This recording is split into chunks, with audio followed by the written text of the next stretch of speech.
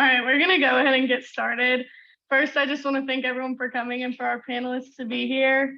I'm Lauren Ash and my pronouns are she, her. I'm Maddie Gray. I just said my pronouns are she, her. I'm Caroline Pittman. My pronouns are she, her. I'm Carly Henderson and my pronouns are she, her. I'm Kimmy Williams and my pronouns are she, her. I'm Trevor Clown, my pronouns are he, him. Welcome to our event, LGBTQ plus resistance figures. We're gonna start by having the panelists introduce themselves and their pronouns. You guys want to take it away? Do you want just name and pronouns? Or what you do on Okay. Cool. Georgia College. I'm Annalise. I use any pronouns. I am a senior here at Georgia College. I work at the Women's Center and LGBT plus programs. Pride Alliance board before. Yeah. That's what I do. Austin Miller, professor in business. I've been at Georgia College for they, she pronouns. Been at Georgia College for this is my 17th year. Came out 3 years ago. So I was trans woman. Now I identify as non-binary. I'm Shiloh. I use they, them pronouns. I am senior global studies student. I work at the student assistant. Also been a part of Pride Alliance, some other stuff. Everybody, Melissa Garrier, my pronouns are she, her. I also work as a program coordinator with the Women's Center and LGBT plus programs, and have been at Georgia College for a little over 8 years. And we'll go ahead and get started with those questions. All right, Martha P. Johnson, Sylvia Rivera, and Elaine Noble are 3 resistance figures we chose to focus on today. What efforts that you are familiar with did these figures do to help the LGBTQ plus community? Kind of just open for any of y'all to answer.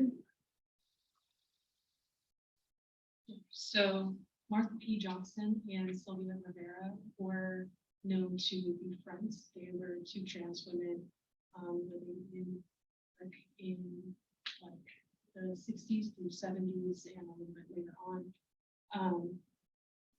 So Martha was known to have been a part of Stonewall. She was oftentimes credited to be the one who started, but she denied that was true. She was a founding member of the Gay Liberation Front.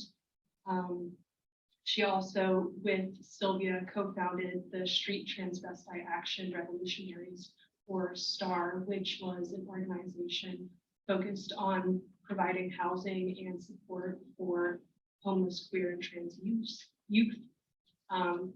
And yeah, so they established Star House in 1970 or 71, and they housed 7 people there throughout the years. I guess to add to that, from my perspective, it's been kind of like just trying to discover where trans people came from, because I've known I was trans for the longest time, but I was closeted and then historically we're trans people, and then to learn about Sylvia and Martha P. Johnson, it's good. But I think another thing that's really important, especially when I saw the documentary on Martha P. Johnson, she didn't have the most successful, happy life that we have, and same thing with Sylvia Rivera.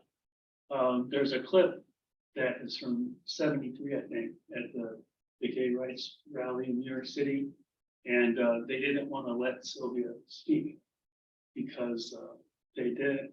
One of the things we found out is that they kind of treated street people, trans people, as stormtroops for protests. But then when they wanted to really get things changed, they didn't really want them to be visible.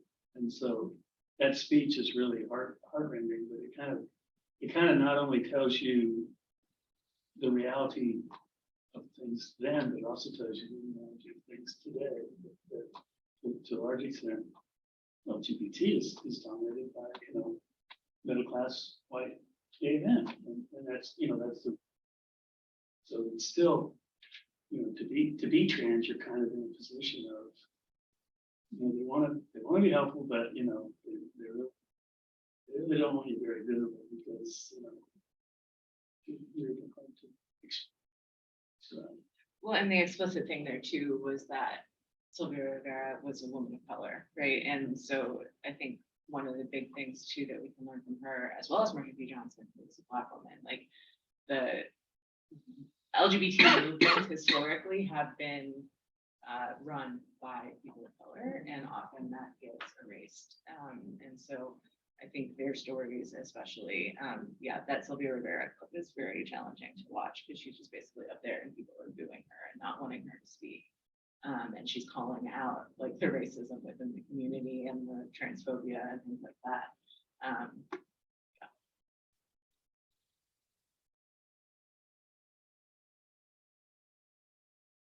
Who of the people we discussed do you believe is the most impactful resistance figure?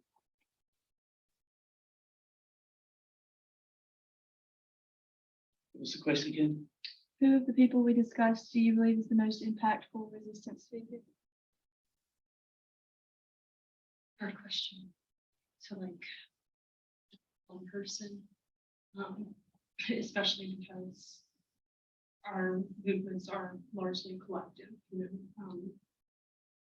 You can't always point to one person who has been a person, and also since so much like history has been lost, like to choose.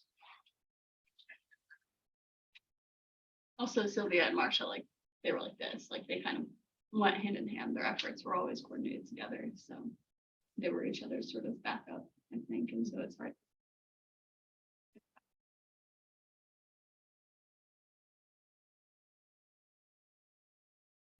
Their impact was invisible to a large extent.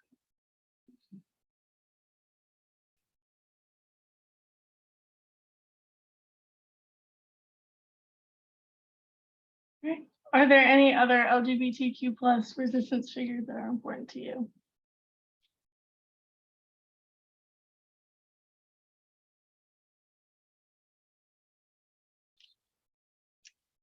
For me, I think of Brenda Howard, who was like known as the Mother of Pride. She was one of the main organizers of the Christopher Street Liberation Day March. She founded the New York Area Bisexual Network, which is an organization that still exists today. I think of Strawberry DeLarvery, who is like a bouncer at Stonewall, who helped protect like the lesbians on Christopher Street, as well as like the younger queer kids. And who is actually supposed to be the person who incited the Stonewall riots. She claims that, and other eyewitnesses claim that.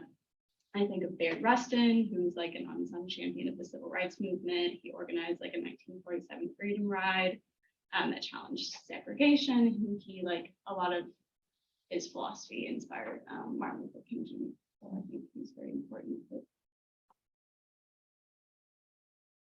And then thinking of like current ones, I think of like Laverne Cox, Angela Davis, Alok Bateman, To like historical examples for me that I draw a lot of like inspiration from are Magnus Hirschfeld, he's known as kind of the father of sexology. And he did a lot of work to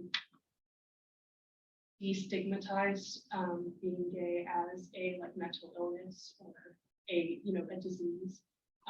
So he testified at a trial about a homosexual relationship in 1907, and like he said, this is something natural and normal. It's not something that we should be punishing people for. And then he established the Institute of Sexology in Germany, and he was going to hire trans people, particularly trans women, to come and work and live there with him. Like they would get housing and work in return, like doing laundry and things like that. And then he would also give them like passes or like cards so that law enforcement, if they were stopped in the street for like wearing clothing of the opposite sex, which they weren't permitted to do, they could like whip out their card and be like, go talk to my doctor because like my doctor says that this is okay for me to do. And another, Del Martin and Phyllis Lyon, the two women who established the Daughters of the Venus. I definitely have some critiques of their movement, particularly y'all may know that, like, kind of in the 50s, the gay movement was called like a homophile movement, which it's interesting to kind of look at how it itself has like had different ideals at different times that become more prevalent.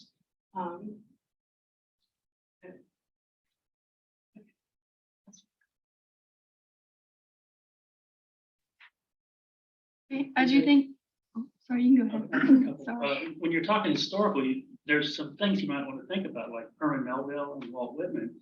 When you look at some of their writings from back in the 1800s, a lot of that stuff was very, very, you know, very gay. And, you know, and everybody just went, you know, no big deal. Let's study this. And isn't this interesting? You know, and then you know, I know we shouldn't bring this up, but, you know, Nazi Germany, you know, LGBT people had to wear pink triangles as they were put into concentration camps. And, you know, they weren't as numerous as Jewish people, and they actually weren't as maliciously intended to be exterminated. There was more there was probably like 20,000, less than 20,000, but they were mainly performing service work. They were mistreated a lot, but they weren't being exterminated. And so I think that's something we need to remember.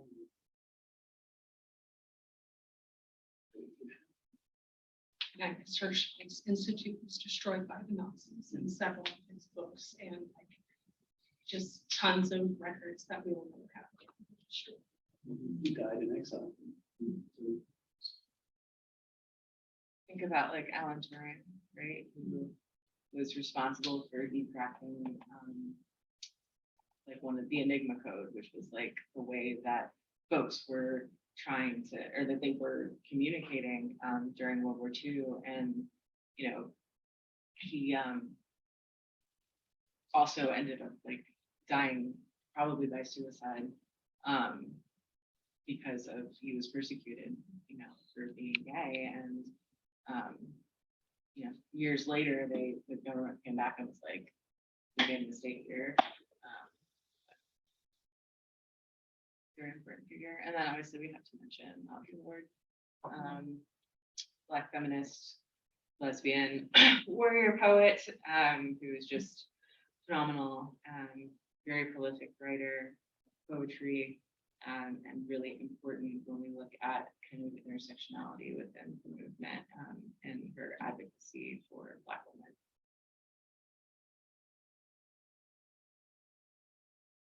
Okay, what do you think we can learn from these individuals related to current advocacy around LGBTQ+ rights?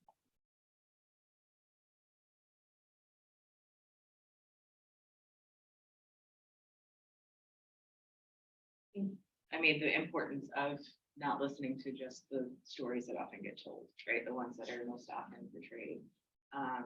You know, who is driving the movement, all of that, like whose stories and identities, maybe those that are not being shared as loudly. I think, and then also speaking to the importance of being intersectional in our movement, I think is one of the biggest takeaways.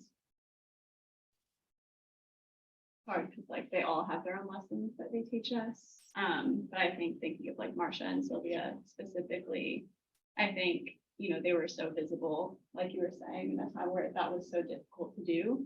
And so I think they really show us like no matter how much opposition exists and no matter how much pressure exists around us, like resistance is always worth it and it's always necessary to pursue because it's needed all the time, always. Piggybacking on that, it's kind of like it's a struggle. We may make some people feel uncomfortable, but that doesn't mean we should be invisible because that's what they want us to be. And it's gonna take a long time.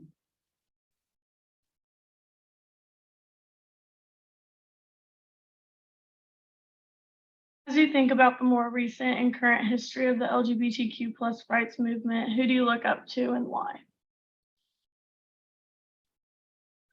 Is Dominique Morgan. She is the executive director of the Project, and then I can't remember if she was the interim director or was the executive director of Black and Pink National, which is an organization that works with system impacted trans people of color, and particularly those that are incarcerated, and they have a pen pal program and all kinds of stuff. But I keep up with her like on social media.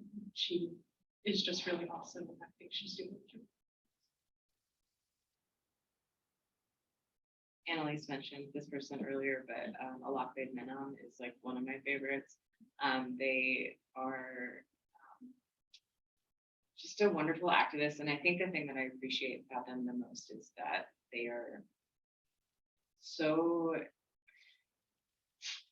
educational in their activism, even when they are being attacked. So if you go and look, if you pull up a picture of a lot, like they're kind of tend to dress in what we would consider maybe more like a feminine way, but you know, still holds on to like facial hair and kind of those like perceived masculine features, and gets a lot of nasty comments on their social media about the ways that they present themselves, and just responds with such like grace and like, I don't know, I could not do it. Yeah, they're the person that I like wrote down. But yeah, like you mentioned, they've contributed a lot to the acceptance of gender non-conforming individuals specifically, as well as the discussion of the policing of queer people's body hair and how that's tied to racism. They're just very eloquent and talented and beautiful in many ways, and very inspirational, and yeah, very strong. Their name is Alakbed Menon, A-L-O-K, and their middle name is V-A-I-D, last name N-E-N-O-N. Awesome. No, I think we can learn things too. Yeah. I think a couple that I had were least important for me, Kate Bornstein, who wrote several really good books in the 90s and early 2000s, especially talking about being a trans woman, and then Julia Serrano, who's got more recent books, it's like The Next Generation, that have been bringing, you know, kind of weird side of things, or figuring out what the hell's going on in society and how people react to it.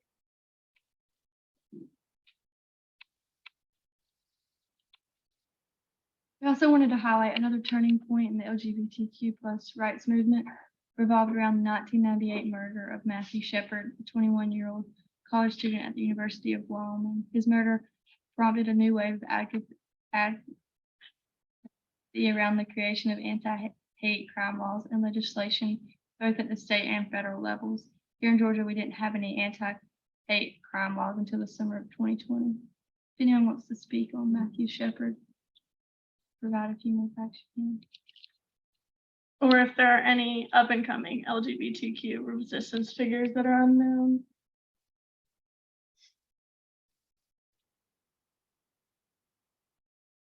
I think it's important to remember that, like, so Matthew Shepard,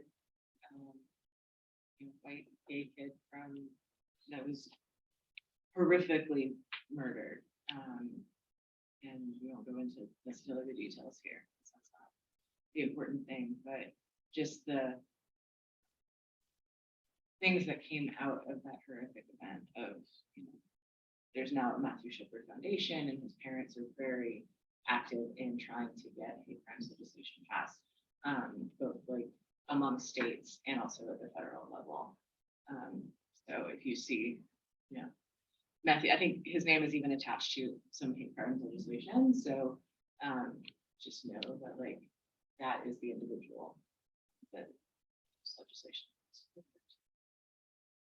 But on the other side, that was 99. And in 93, Brandon Tina, the person that was in Boys Don't Cry, the movie, trans man, nobody passed any laws about that. Yeah. And whether that was because it was, white male versus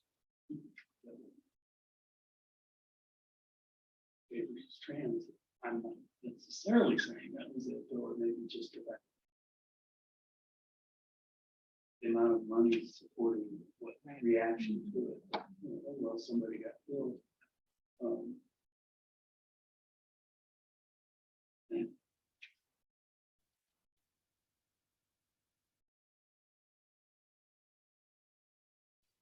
It there was, two parts to it. One part of it was about it was like, are there any more up and coming LGBTQ resistance figures that are kind of unknown?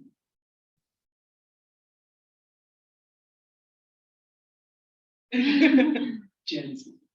Gen Z is what we've got. After that, well, the alpha generation coming up. When you look at the numbers, and you look at the civility and, the generation, this is so heartwarming.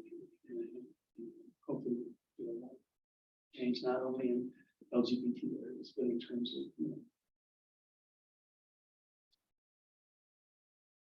that's my spin.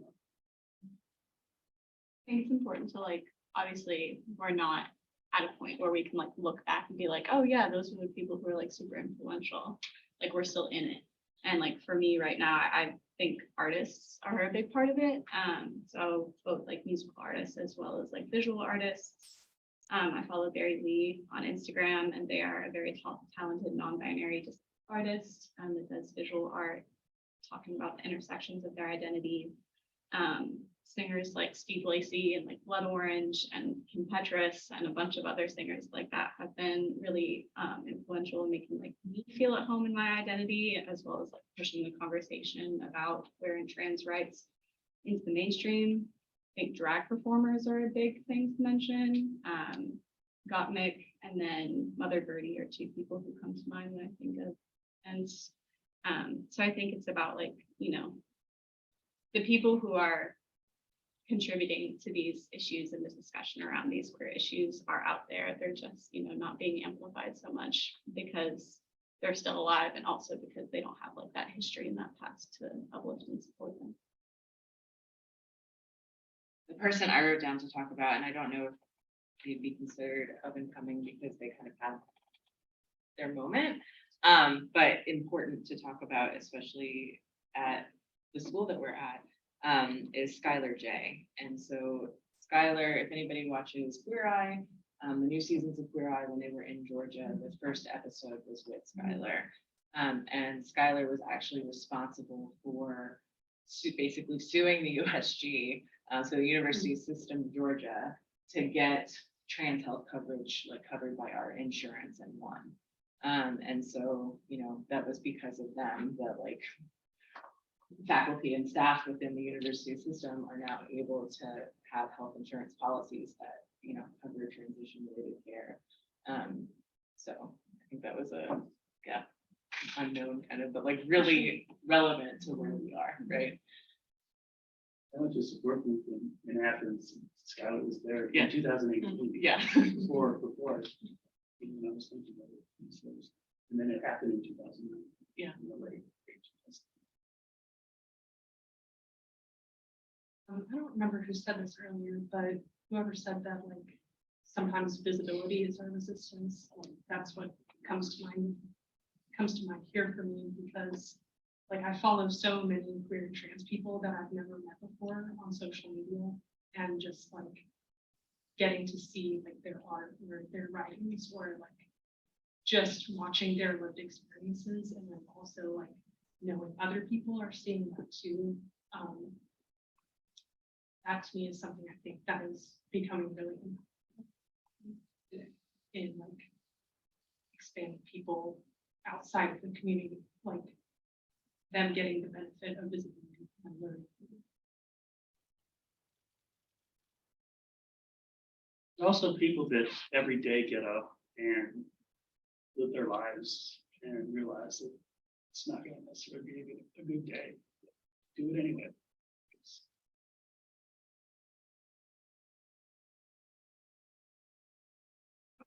are available for the individuals who are facing discrimination based on their LGBTQ+ identity, and what can allies do to help make members of the community feel welcome?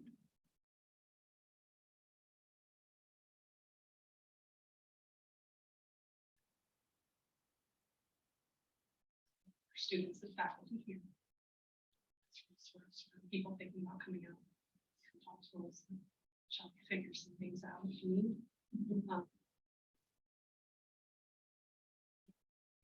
As far as campus, counseling, services, all that. Good stuff.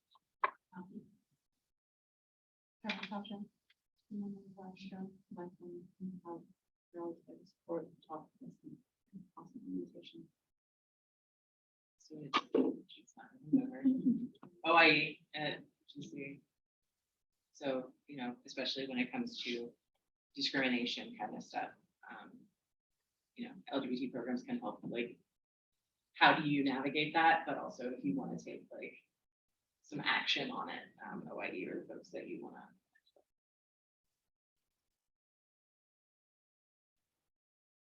Yeah, For allies, come take our Star Ally training. We highly recommend. But as far as like specific,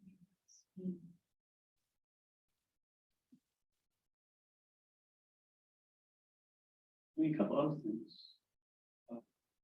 You got Lambda Legal, and you know, it's really cool running it across. I was at the South Georgia conference and I met some people from Lambda Legal there.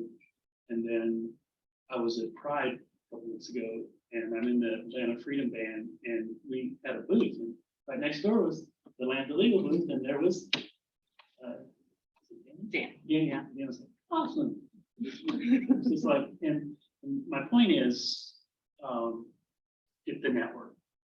You know, I can go out to the different networks I'm involved in, whether it's the band or the trans people group or different kind of things, and I can just say to people, where can I find help or resources? And people are willing to do that.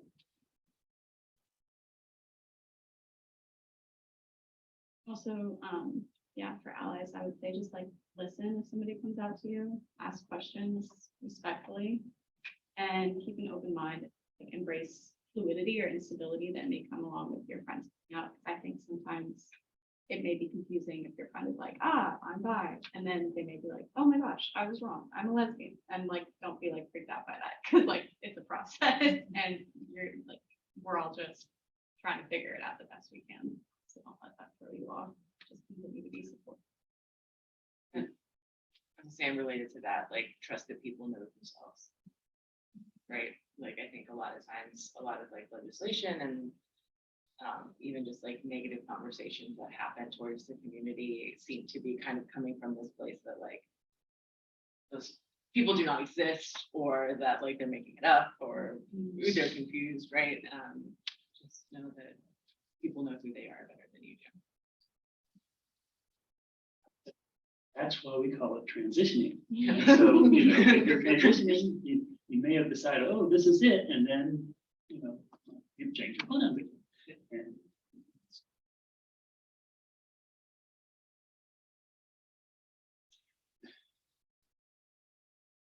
it's cool.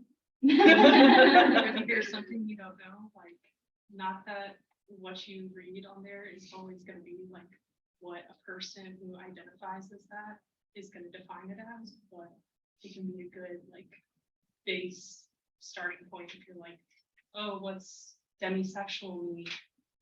Go Google it, and then you have a little bit better understanding, and you know maybe you don't have to have an uncomfortable conversation with someone who identifies. What advice would you have to offer someone who may be struggling with their identity? Two pieces of advice. The first one would be to like find whatever thing that brings you peace. So whether that's like listening to music, writing poetry, like a specific TV show, talking to a friend or a parent, like doing drag, like whatever helps you like find joy and like embrace the sort of uncertainty and experimentation, like find that little niche that helps you feel seen. And then the second piece of advice and what really helped me would be to look into history. Because when I was coming out and figuring stuff out, I was like, I don't understand why I'm the only person who's ever experienced this ever. And that wasn't true. Like, I just needed to like look at history. I was like, oh, we've existed literally forever. And like, we've done a really, like a bunch of stuff that's really cool and we're really strong. We have the power within ourselves to accomplish really amazing things. And so by like connecting to history and understanding the past of queer people, I was able to really feel more stable and comfortable.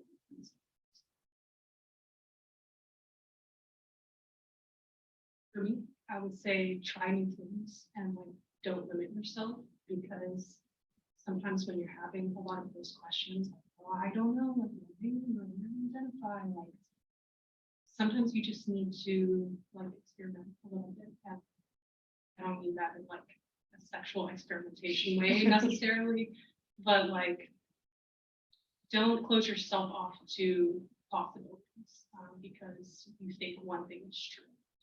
Sometimes it's good to question, no matter what identity you hold. Related to that, like society makes labels important, but at the end of the day, like they're not. So if you don't have a word that defines your identity, like that's okay. Not know. You could be figuring it out. I think one thing is to take your time and don't feel that there's only one way of doing things, and be safe. So I mean, because you know, with certain people, once you tell them some things, then you can't go back, and you will have lost people. And so you don't have to feel that there's a big rush in, you know, the process, and that it will possibly change. But it's good to have people that you can rely on. But even if you're involved in certain groups and there gets to be this group thing, like this is how a trans woman is supposed to act, and this is how a trans man is supposed to act. One thing we continue to say is no one can tell you how to change. Don't feel any pressure as far as the process or anything else, because you get that feeling, and that's not what it's about. It's about what's right for you. And you don't. Some people can never have to come, and they're perfectly trans, and they don't do anything else with their identity. But that's them, and that's their reality. And like I said, it's easy to get caught up in the group thing. Oh, we that would just be the same thing. But it's not at all. People are supposed to, you know,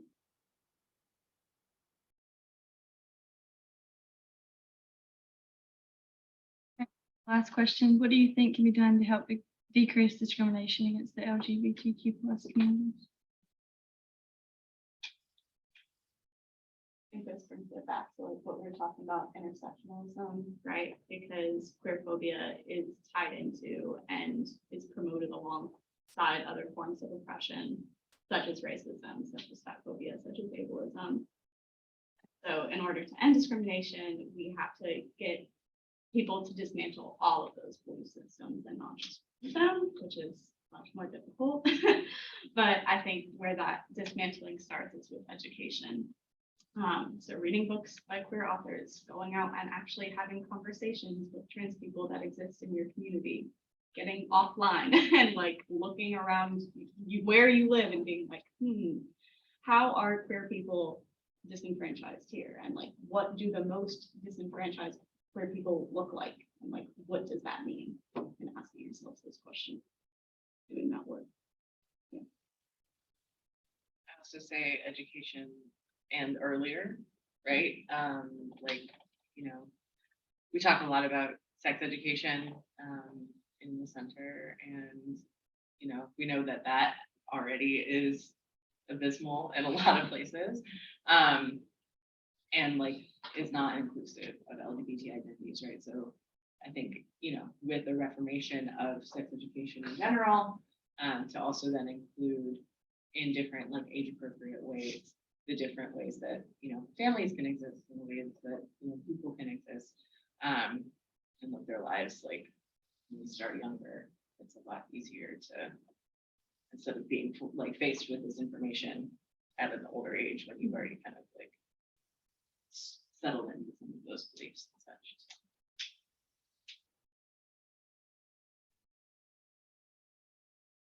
I try to educate. I mean, some people when they transition, they don't want people to ask them any questions. They don't want to feel real uncomfortable with that, and that's perfectly fine with them. But I've tried to use my transition as a way to educate and, positive thing, but humorous about it, things like that. And I know that's sacrilege to some people, but there's people. I mean, a lot of gay and lesbian people don't understand, gender, things, and so, and a lot of times it's just like talking to cis het people, talking to cis gay people. Sometimes and you just basically go through the process of saying, yeah, you might think that it is, but actually it's this, and, think of it.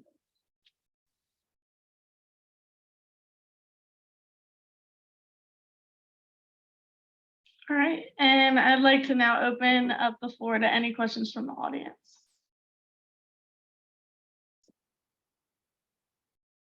I just have a quick question, because one thing that has like recently become, I guess, and I'm not sure if it is an issue, this is why I'm asking you, but feel free to like not answer. There's been like the recent glorification of Jeffrey Dahmer, and I want to know like what your opinions are on the situation, because I know that I've heard, like, I'm close with a lot of people in the community that they feel it's offensive, and I'd like to hear your thoughts on this recent trend, I guess. I mean, the documentary shouldn't have been made, if we're talking, like, it should not have been made. It was disrespectful to the victims themselves, the families of the victim. They weren't informed, like, people also shouldn't have watched the documentary. Like, I didn't watch it. Nobody, like, you could just make the choice not to watch it. But yeah, I saw that Netflix like had categorized it under like the LGBTQ+ category. I'm like, that's disgusting. Like, because I think what that does is like, oh yes, here's a representative of the queer community, like that he happened to be gay, and that wasn't his issue. Like, his issue was that he was a serial killer. Yeah. Yeah. Well, Yeah, sorry, I didn't know about that.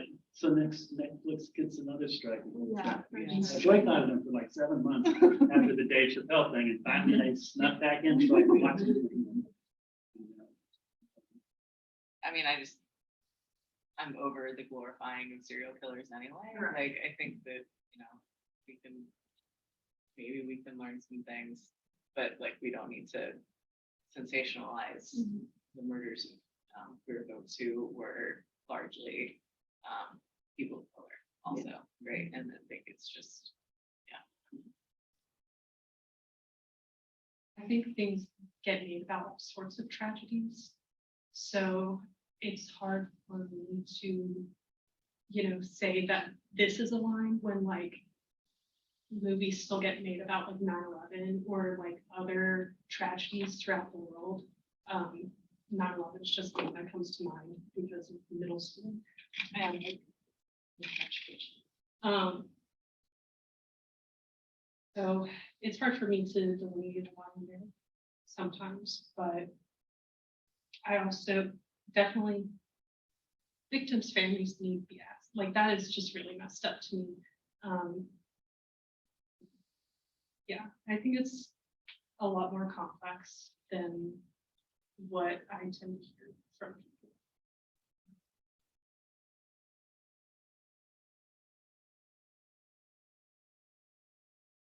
I somehow missed, I didn't realize that hate crimes legislation had actually gotten passed in Georgia.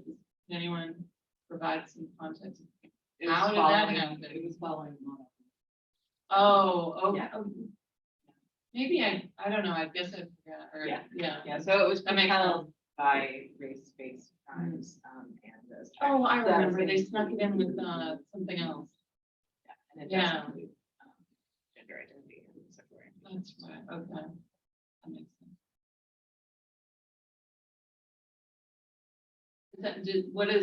Has there been an impact, in terms of anything? I mean, okay. Anybody else?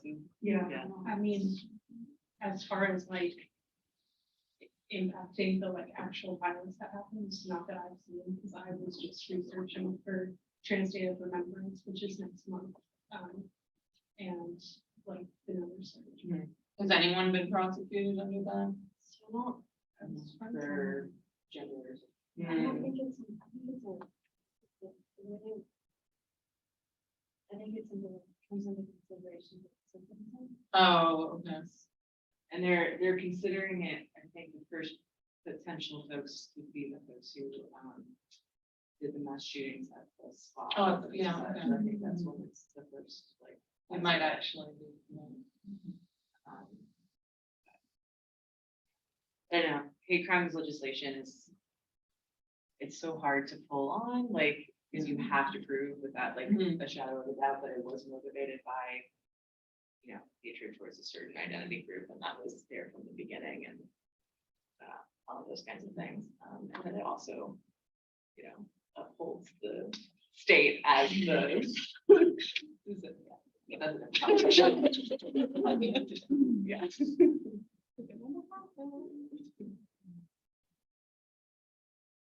On the turn of the Queer Eye took in the past couple seasons to like focus more explicitly on activists and, you know, community organizers and things.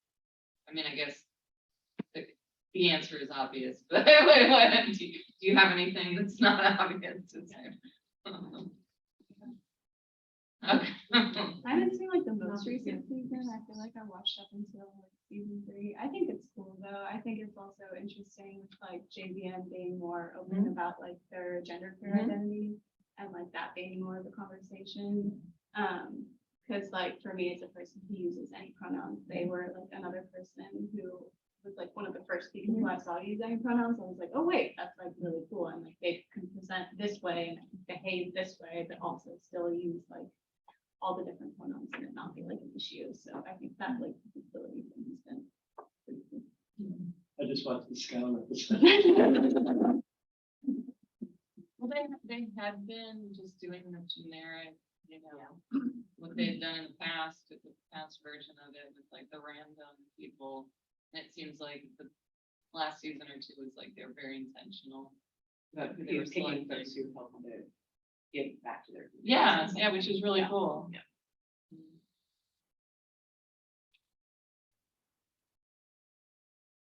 Any more questions?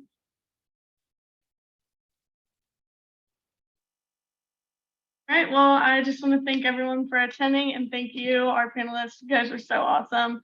If you have any questions that you don't want to ask in front of everyone, you can come up and stick after. Yeah, but thanks for coming to our event. Thank you.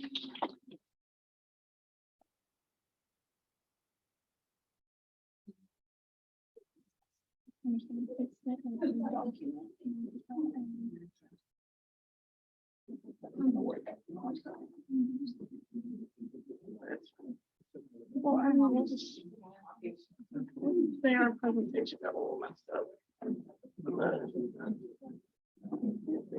That big deal.